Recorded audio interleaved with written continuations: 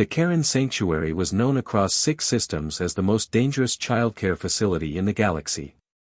Not because the caretakers were cruel, but because the children were. Karen cubs, barely a year old, had claws that could shear through steel and tempers hotter than plasma vents. So when the council announced they were assigning a human to assist with cub guard duty, the entire station went silent. "Is this a joke?" roared Captain Thrakul, his 4 tusks flaring in disbelief. "Humans are soft. They bruise like overripe Grok's fruit. They also don't die easily," murmured Elder Vesh, her frills twitching.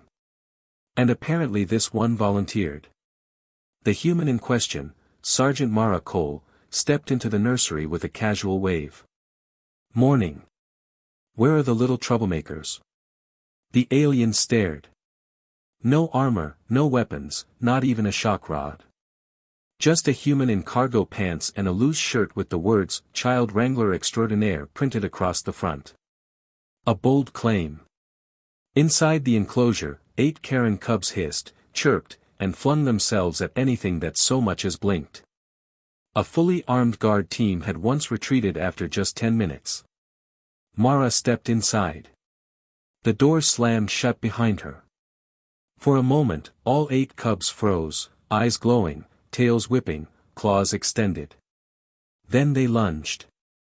The watching predators, battle-hardened warriors posted around the reinforced glass, braced for the scream. Instead, they heard laughter. Mara had caught the first cub mid-pounce, spun him gently, and placed him on her hip like a toddler. The cub blinked, confused. The second and third she dodged, then tapped their foreheads with 2 fingers. Boop. Boop. The cubs crashed into each other, squealing indignantly. A 4th cub sank its claws into her pant leg and dangled.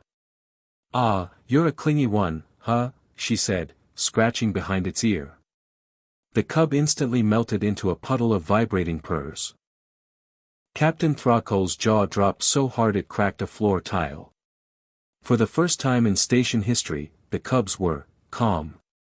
No, worse. They adored her. Over the following days, the sanctuary buzzed with rumors. "They follow her everywhere," whispered a guard. "She taught them fetch. She naps with them in a pile. A pile.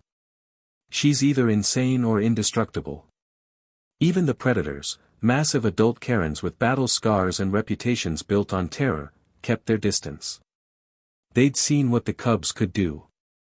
If this human could survive that, she was someone to treat with caution. But the real shock came 2 weeks later. A hostile raider pack infiltrated the sanctuary, believing the nursery to be an easy target. They breached the outer wall with plasma cutters and burst inside, shouting. Only to freeze. 8 Karen cubs stood in a semicircle, growling, tails high, eyes glowing like tiny suns. And in the center stood Mara, arms folded. "You all have 10 seconds to put down your weapons," she said calmly. "After that, it gets messy." The raiders laughed. Then the cubs lunged. Predators in the observation hall watched their monitors in stunned silence as the tiny warriors tore through armored invaders with gleeful ferocity. Every time a raider got too close to Mara, a cub intercepted, snarling, biting, protecting her with instinctive fury. When it was over, the raiders lay piled at the door, wrapped in shredded clothing and humiliation. Mara dusted off her hands. "That was a good training exercise," she told the cubs. "Who wants snacks?" All 8 roared in excitement. Word spread fast. Entire predator clans came to witness the strange, unstoppable bond between a human and Karen young. Some approached cautiously, others knelt in respect. No one dared threaten her. Elder Vesh summed it up best during a council meeting. "Humans," she said, shaking her head in awe, "possess the most dangerous trait in the galaxy." "What? Strength?" asked Thrakul. "No," said the elder.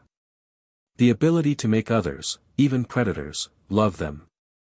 Mara walked past the council chamber, 8 cubs clinging to her, climbing on her, riding her shoulders like a living crown. "Snack time," she called. Every cub screeched in joy. And every predator in the hall stepped aside like she was a warlord leading an army.